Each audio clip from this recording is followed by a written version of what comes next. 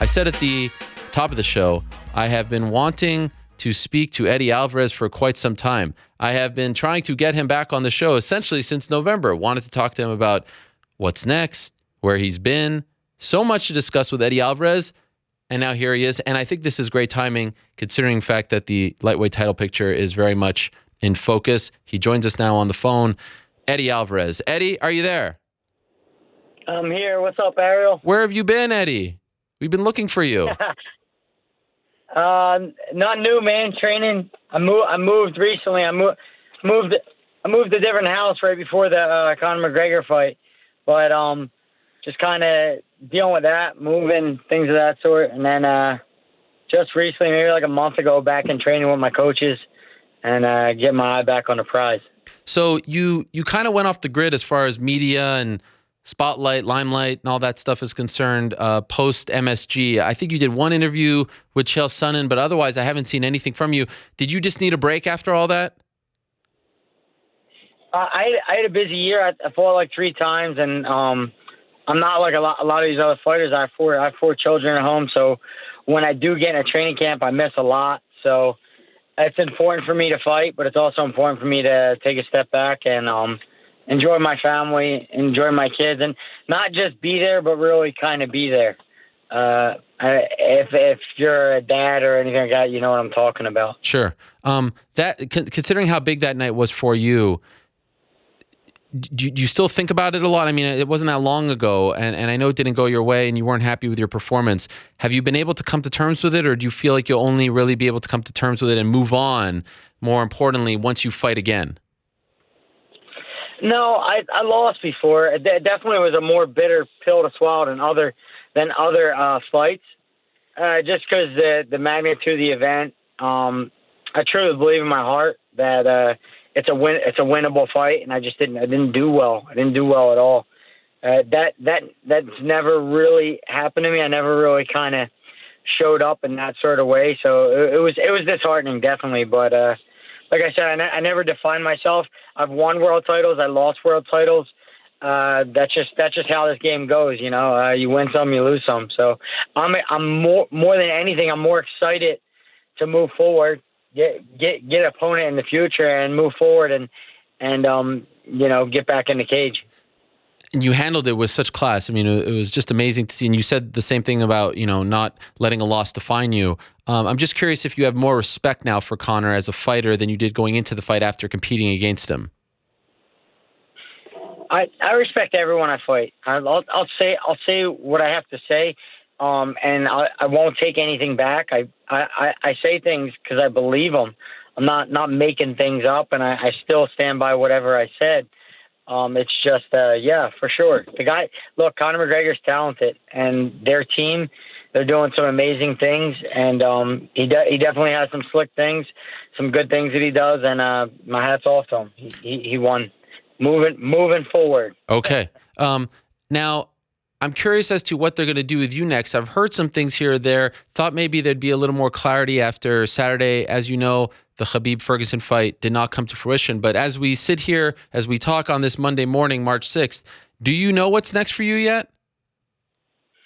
No, we're not 100%.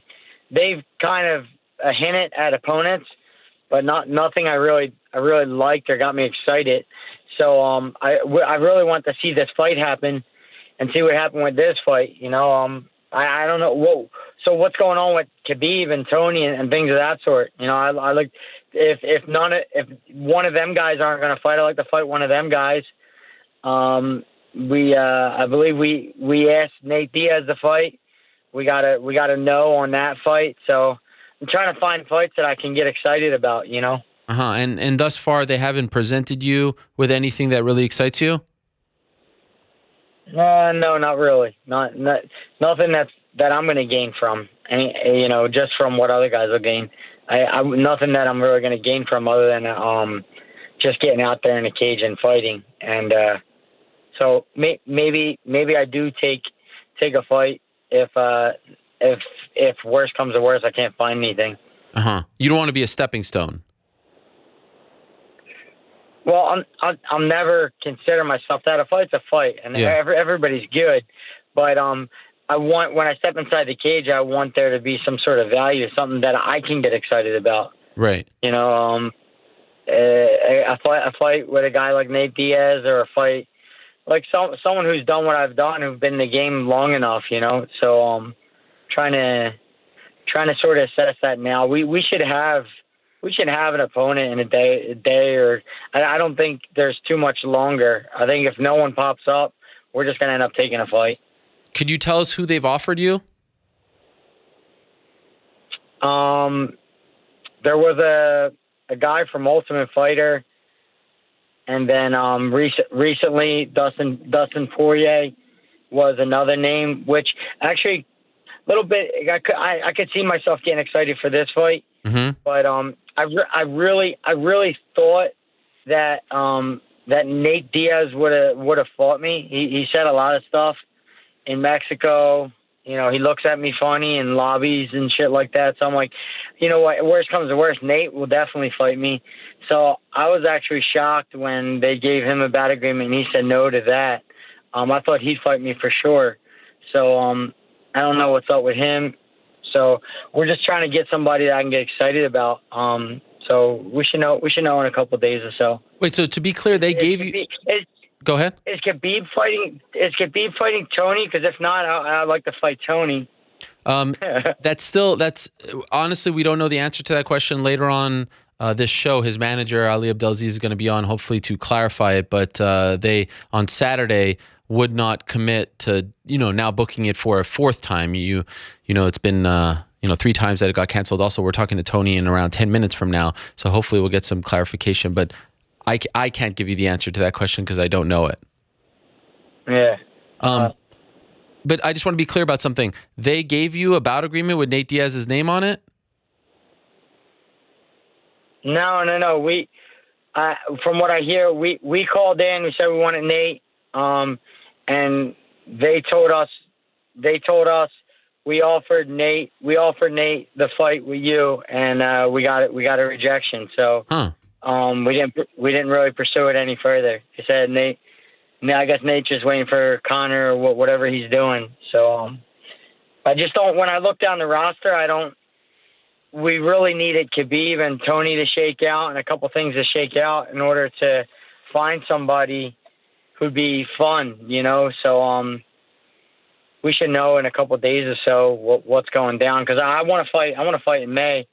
I want to fight in May 11th. On that Dallas card, so it'll have to be somebody who's willing to fight sometime in May, within the next couple months.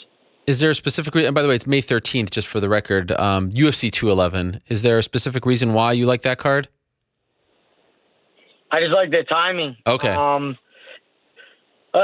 May I want to be able to enjoy a little bit of the summer, so I usually fight around that time. Like, that's just my schedule. Okay. I fight around that time. I'll fight a little bit again toward the end of summer. Then I usually fight before the holidays. So just works out good for the family. You mentioned they talked about someone from the Ultimate Fighter. Michael Chiesa has been calling you out a lot. He's been active on social media. His manager has been active on social media. He's done interviews saying he wants to fight you. Is that the guy you're referring to? Yeah. And that guy. You're not too impressed? You're not too interested in fighting him?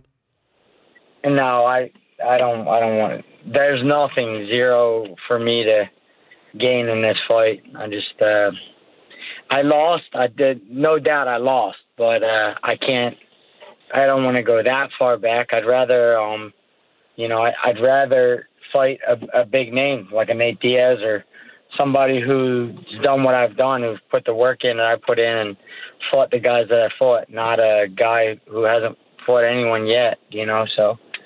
And if it's not that, at least someone exciting that the fans are excited about. Sure. Do you feel like they'd be more excited, if it comes down to Poirier and him, do you feel like they'd be more excited about Poirier? I feel like in social network, so far, the most buzz that I've seen is a fight between me and Tony, and then a fight between Poirier. I don't think no one even blinked at the other guy.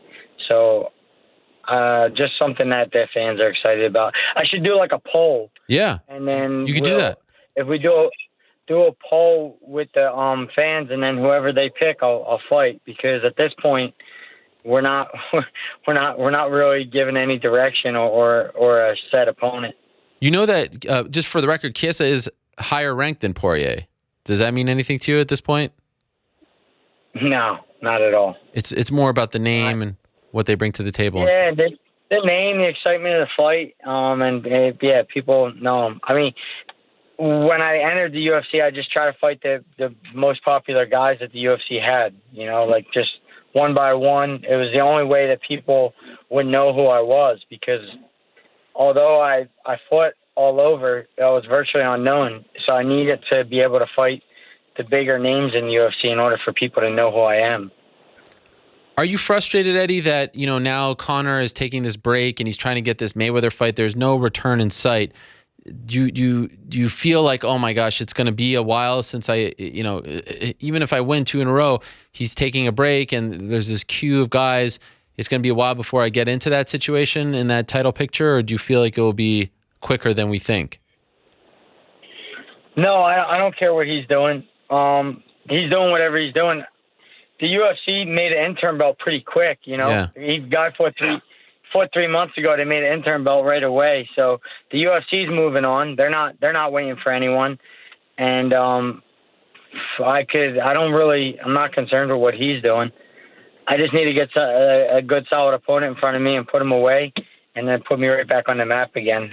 I'm excited about doing that. You know what I mean? Are you surprised that they put in an interim title just 3 months after your fight?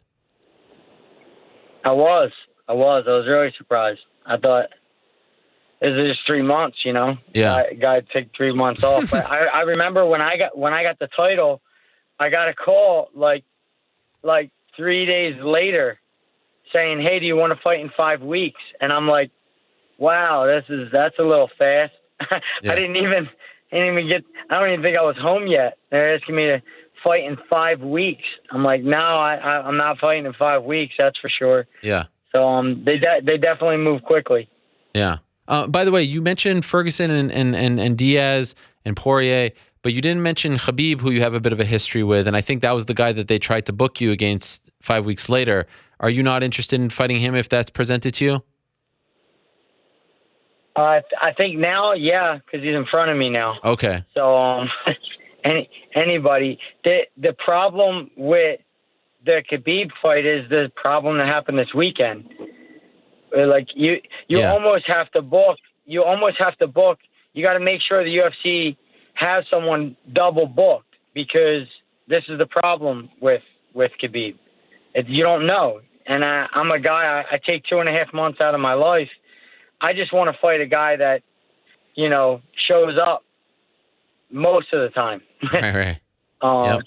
So you don't want to cut out 2.5 months out of your life and then sign on the dotted line with an opponent who mostly drops out. So that was my biggest concern with Khabib, and it just kind of happened, I remember when we visited you in Kensington and had that nice chat.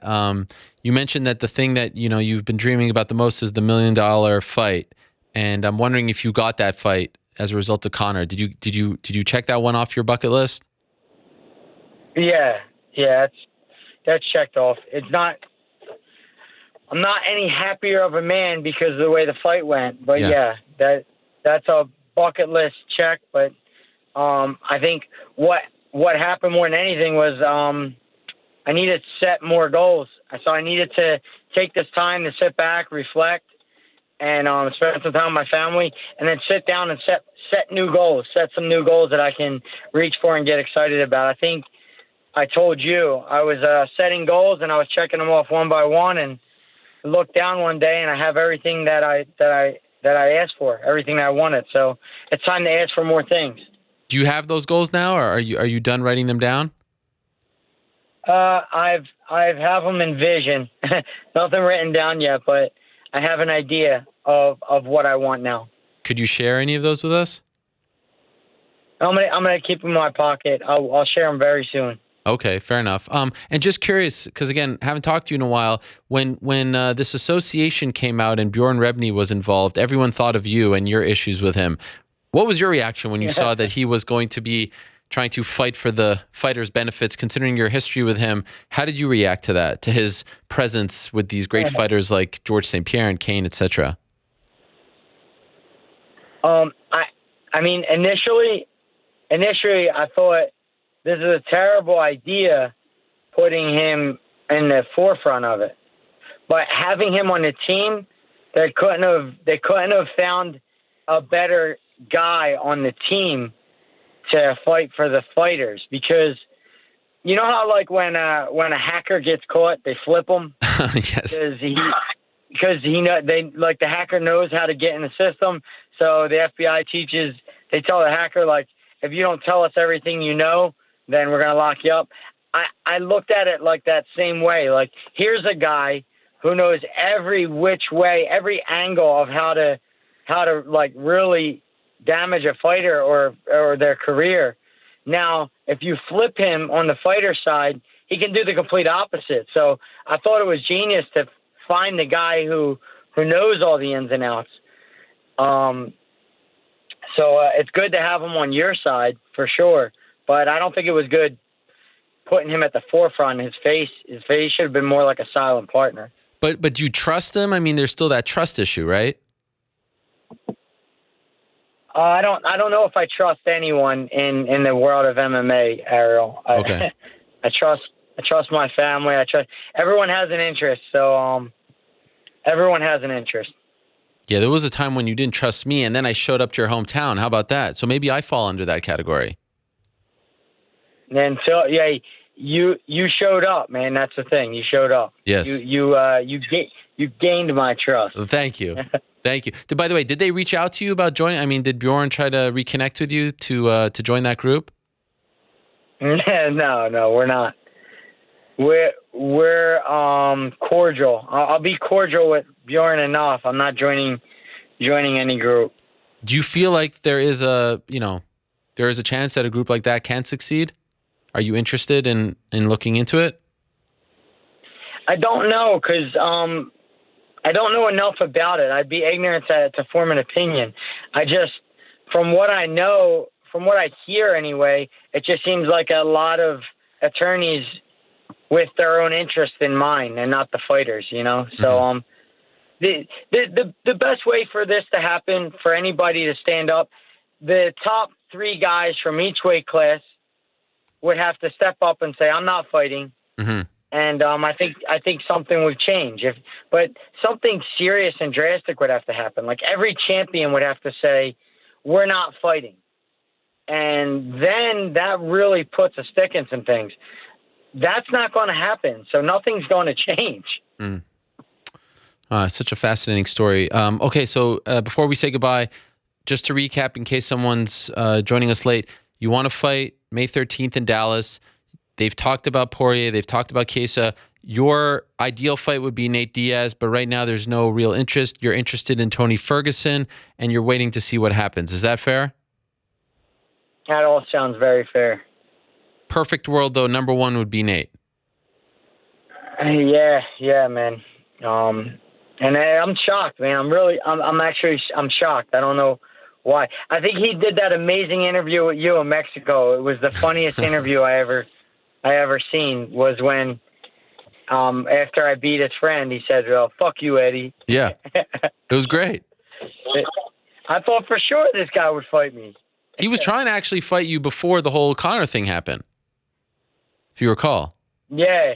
He got a taste of money. He got a taste of that money, and now he changed. Wow. All right. Do you think he'll ever fight again? Maybe Conor. Just Conor. Maybe I'll fight Conor. I think that's it. Is that weird to you?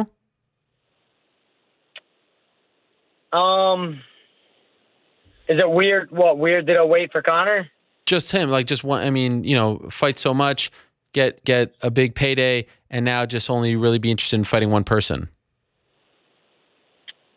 Yeah, it's I have conflicting feelings about it, but I understand his thought process.